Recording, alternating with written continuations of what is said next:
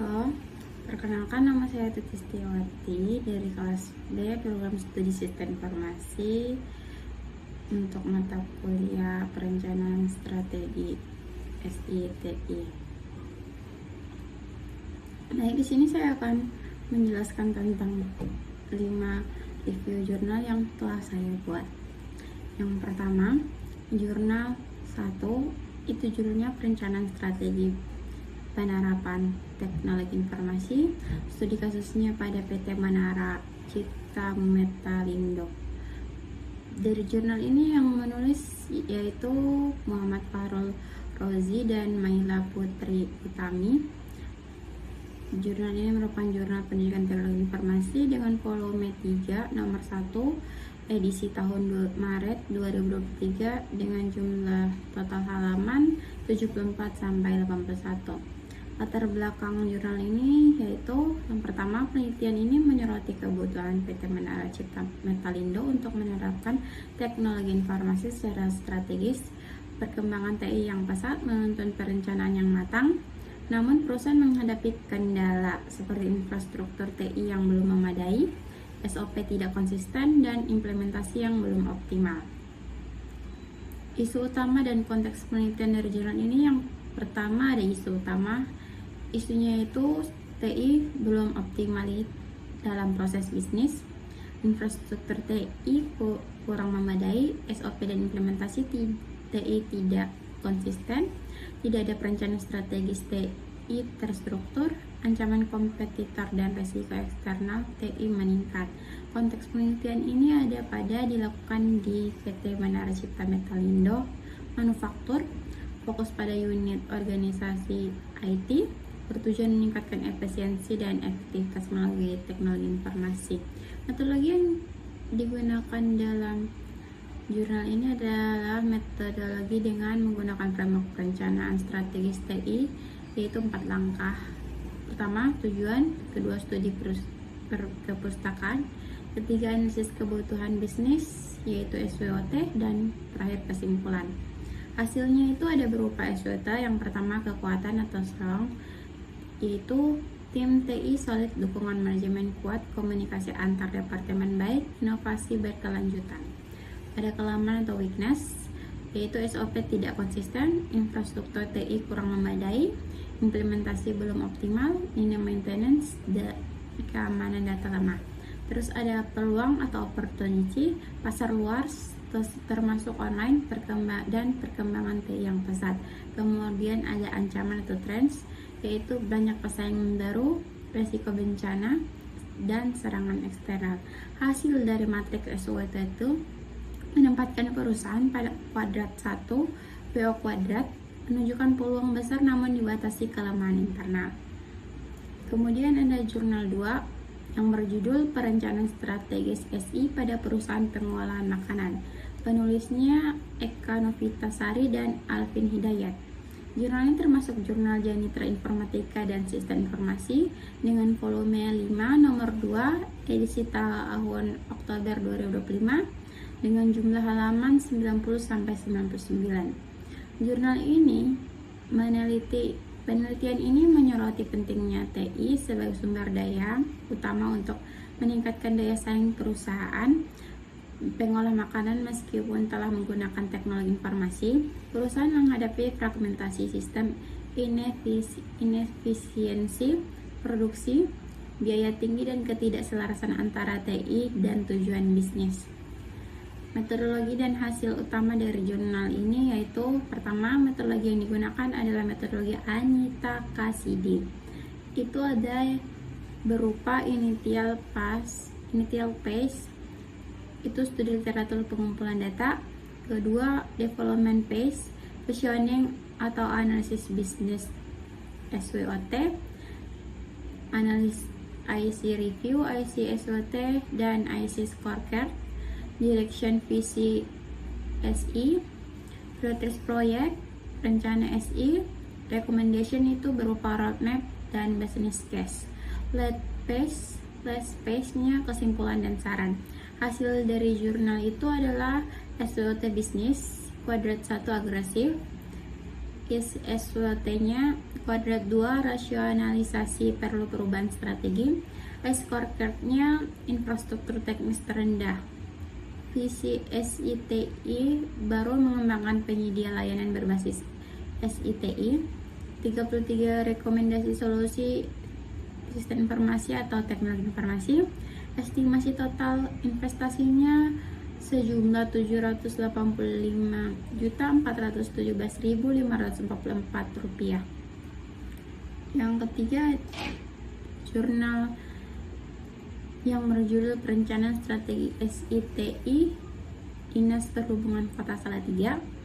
Penulisnya Virko Marian Mainesi dan Arya Dwika Cahyono. Jurnal ini termasuk Journal of Information Technology Ampera dengan volume 4 nomor 1 edisi tahun 2023 dengan total halaman 95 sampai 99. Latar belakang dari jurnal ini berupa penelitian ini membahas optimalisasi SITI di Dinas Perhubungan Kota Salatiga untuk meningkatkan kinerja dan pelayanan publik. Instansi pemerintah ini memerlukan perencanaan strategis SI atau TI yang komprehensif untuk mendukung visi Salatiga Hati Beriman yang smart dan misi pelayanan perhubungan yang berkualitas. Metodologi yang digunakan dalam jurnal ini adalah metode TOGAF ADM menggunakan 5 fase. Yang pertama preliminary arsitek, yang kedua arsitektur vision, yang ketiga business arsitektur, yang keempat information system arsitektur, yang kelima business teknologi arsitektur, dan yang terakhir opportunities dan socialization. Hasil dari jurnal ini dapat berupa visi dan misi. Tujuannya meningkatkan SDM pelayanan perhubungan dan komunikasi informatika berkualitas. Arsitektur bisnis, yaitu ada 4 aktivitas utama: manajemen lalin, bina keselamatan, pelayanan angkutan, kelayakan kendaraan, dan 3 pendukung.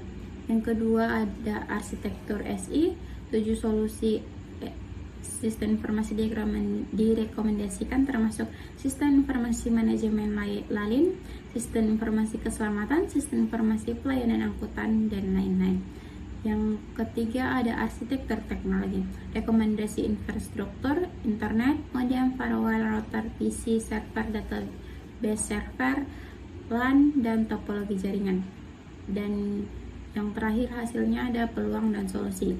Itu ada identifikasi gap, tugas data aplikasi teknologi dan solusi, penggabungan seksi database, terpusat aplikasi koordinasi kabel LAN. Yang berikut adalah jurnal keempat dengan judul Desain Manajemen Layanan Teknologi Informasi Universitas Ma Chung Chung. Penulisnya Aulia Putri Restu Rahayu dan Yudi Kurniawan. Jurnal ini termasuk Jurnal Teknologi Informasi dan Industri dengan volume 6 nomor 1 edisi tahun 2023 dengan jumlah halaman 54 sampai 55. Latar belakang dari penelitian ini berfokus pada perancangan manajemen layanan teknologi informasi di Universitas Ma Chung menggunakan framework IT versi 3. Universitas ini meskipun telah menerapkan tata kelola SITI masih memiliki gap dalam implementasi manajemen layanan, terutama terkait ketersediaan SOP yang memadai. Metodologi yang digunakan itu ada metodologi ITIL, itu fokus pada ITIL 3, penelitian fokus pada domain service transition, 7 proses, dan service operation 5 proses untuk merancang manajemen layanan TI.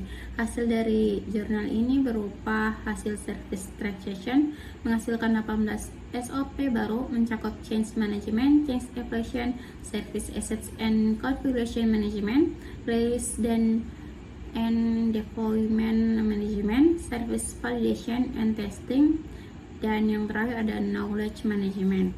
Hasil yang kedua ada hasil service operation, itu klasifikasi kebijakan dan SOP ke dalam 9 domain termasuk event management, incident management, request fulfillment, access management, problem management, IT operation management, service desk, application management, dan technical management.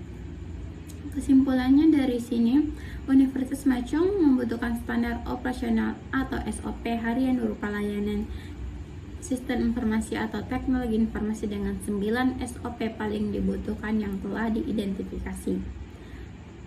Yang berikut jurnal kelima dengan judul Perencanaan Strategis SITU untuk meningkatkan kualitas pengelolaan SDM pada kementerian atau lembaga. Penulisnya adalah Fatah Yasin, Bobi A.A. Nazif, dan Farisya Setiadi. Jurnal ini termasuk jurnal ilmiah Indonesia dengan volume 7 nomor 1 edisi Januari 2022 dengan jumlah halaman 977 sampai 985. Latar belakang penelitian ini menyoroti masalah umum bahwa banyak organisasi termasuk instansi pemerintah menggunakan teknologi hanya karena mengikuti tren tanpa perencanaan strategis SITI yang jelas. Akibatnya pemanfaatan teknologi informasi sering tidak selaras dengan tujuan organisasi, berpotensi menyebabkan pemborosan dan kegagalan pencapaian target.